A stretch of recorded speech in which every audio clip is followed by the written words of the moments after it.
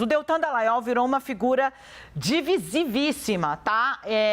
Ele está tentando botar para cima uma manifestação a favor dele, depois que a esquerda, gente, o Boulos fez tantos vídeos, né? Fazendo troça ali da primeira tentativa do Deltan, né, dizendo Paraná não dormiu, o Brasil está de luto, o Brasil está chorando, numa caravana que era meio que de um carrinho só, que era o carrinho dele, que ele estava em cima falando assim e tal. Então, bom, ele está querendo mostrar que ele mobiliza gente, ele já chamou protesto de rua, que não aconteceu espontaneamente, logo após a cassação. Isso não aconteceu, depois ele fez um ato em Curitiba um pouco maior, e aí agora eles estão tentando chamar uma manifestação grande no país inteiro. Como? Com o apoio dos grupos que deram suporte ali para Lava Jato, né? Grupos como o MBL, como o Vem Pra Rua. Aí a Carla Zambelli falou que era para ir, mas daí depois teve que voltar atrás, falou que não vai mesmo, porque o Bolsonaro deu ordem que não é a hora de ir pra rua. É importante a gente ter em mente qual é o quadro, tá? Primeiro, a avaliação, eu vou ler aqui porque ele escreveu um texto para explicar exatamente, e a posição dele é pública. Então, eu vou trazer aqui, por exemplo, o que diz o Fábio Weingarten, que é advogado e aliado, ex-secretário de comunicação do Bolsonaro. Ele diz, olha o seguinte, né? Todas as críticas são, os bolsonaristas estão sendo rebocados, colocados como coadjuvantes de grupos como o MBL, Vem Pra Rua, que nos 4 anos jamais apoiaram, jamais se alinharam ao governo, muito pelo contrário.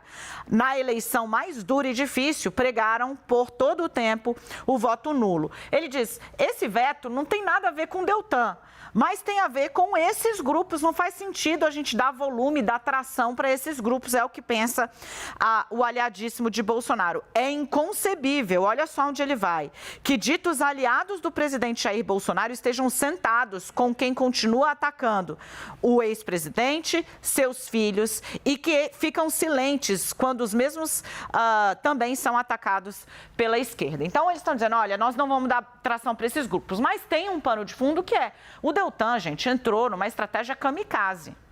Ele primeiro, é sério, assim, o fígado não costuma ser um bom conselheiro para ninguém.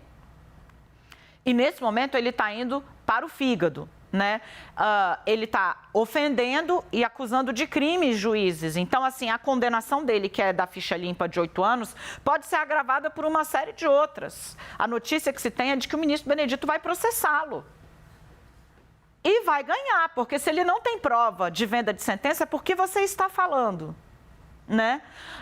Deltan Dallagnol, depois de ter batido em todo o TSE, porque ele acusou, a decisão, gente, foi unânime. Ele está acusando 7 ministros do STJ, ministro do Supremo e ministro do TSE, de conluio, de articulação em torno de uma sentença oca, o que não é verdade. Houve a construção de um caso. Se a solução jurídica encontrada é boa ou ruim, onde você discute isso? No tribunal. Mas não ficou satisfeito. Deltan Dallagnol, no sonho kamikaze, passa, depois de bater no TSE, a bater no Supremo. Conjecturando, numa entrevista ao UOL ontem, sobre a participação do Gilmar, de não sei quem, de nananã, conjecturando. De novo, assim, o Supremo, que é a casa que pode rever. Se tem alguém que pode transformar sem efeito a decisão do TSE, seria o Supremo. Não vai acontecer. Porque ele está imputando crime aos integrantes da corte sem prova. De novo, o ex-deputado, o ex-procurador, está com um conselheiro muito ruim, que é um fígado envenenado. E aí agora, depois de atacar todas as instituições das mais altas cortes do judiciário, ele vai para cima do presidente da Câmara. Ele diz numa entrevista ao Globo que o Arthur Lira, porque foi alvo da Lava Jato, está abandonando ele. Disse hoje de novo. Bom, e aí ele quer que a própria Câmara vá lá, então, tome a frente e tal. É difícil. Está agindo mal, está implodindo todo e qualquer caminho. E aí, veja só, se os bolsonaristas de primeiro estamento se colocam na linha de frente de uma manifestação pró-Deltan, que está se portando nesses termos, O cálculo é como fica o Bolsonaro, que está quieto, que está sem atacar as instituições, está cheio de processo.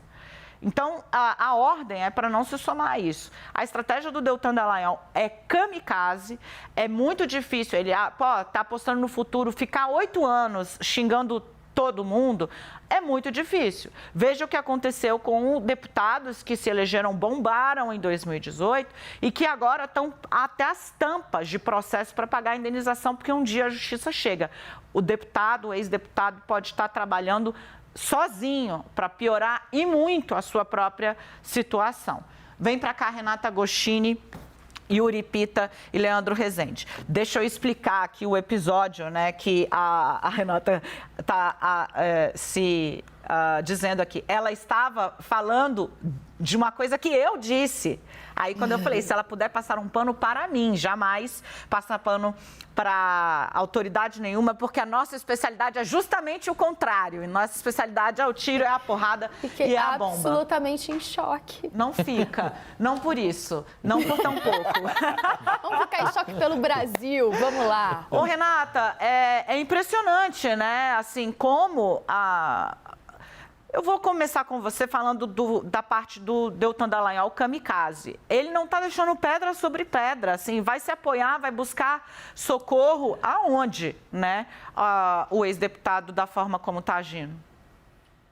Deltan Dallagnol está mostrando que, como político, é um excelente influencer, porque há poucos meses que ele veio para Brasília, mas já ensaiando essa entrada na política há bastante tempo, né? Sabemos que há alguns anos ele acalenta essa ideia, deixou o Ministério Público com antecedência justamente para se preparar, mas parece que não entendeu nada de como funciona Brasília ou, né, no mínimo, como funciona o Judiciário. Isso ele deveria saber, uma vez que veio do Ministério Público e viveu durante muitos anos de acompanhar os processos na Justiça.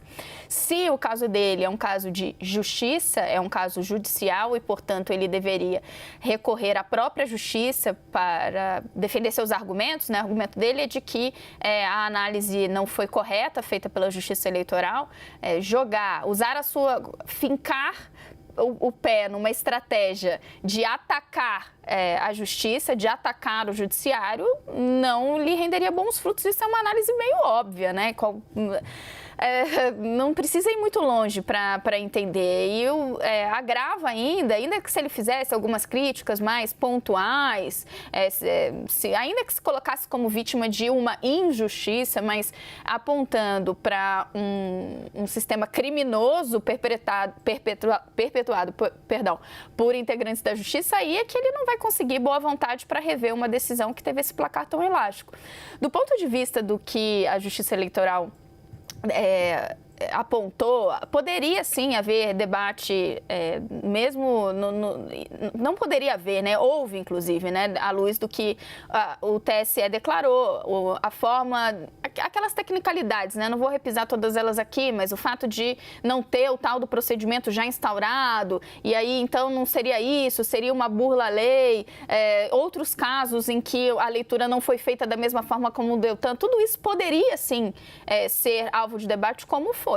Agora, a linha que ele escolheu, por isso que logo de pronto, né, quando a gente analisou aqui a fala dele, a nossa leitura de todos foi consensual no sentido de que ele já estava entendendo que o caso dele estava perdido. E ele estava jogando para a galera, para tentar arregimentar apoiadores, ali a sua militância, não sei qual é o próximo passo que ele quer dar, mas ficou muito claro que ele estava querendo movimentar com isso e ele não parou, simplesmente não teve ninguém do lado dele para dizer, olha, chega, tá bom. Amigo, não. Exatamente, apenas pare, né?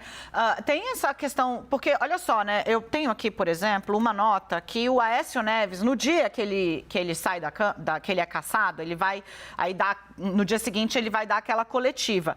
E a coletiva já era, assim, um pé na porta, a ponto de, no momento, a gente ter falado, ele está entendendo que acabou, que está liquidado e quer passar a ideia de que é Marte. Ele xinga colegas da própria Câmara, né, que são os alvos da Lava Jato. Então, mesmo para criar um caldo político de solidariedade, a habilidade foi menor ou igual a zero, entendeu? olha só o que falou o deputado Aécio Neves, né? O TSE, por unanimidade, livrou o Congresso de um cidadão que, a pretexto de combater a corrupção, cometeu os mais variados crimes em busca do seu projeto particular de poder. Ao contrário dele, eu fui absolvido sucessivamente das absurdas denúncias das quais fui vítima. O ex-procurador e agora ex-deputado deve aproveitar o tempo ocioso que terá pela frente para fazer um exame de consciência sobre os males que sua ação inescrupulosa e de pessoas como ele trouxeram ao país. Página virada. A democracia agradece. Porque a mesma coisa eu ouvi no Supremo Tribunal Federal, que é de, olha, nesse momento eu vou relegá-lo ao mais absoluto nada.